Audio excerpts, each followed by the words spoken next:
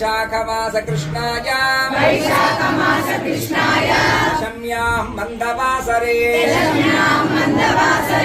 Purvabhadra प्रभूताय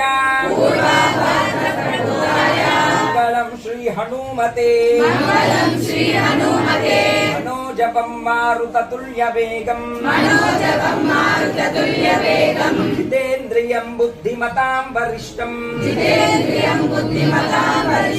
मातात्मजं वानरयूथमुख्यं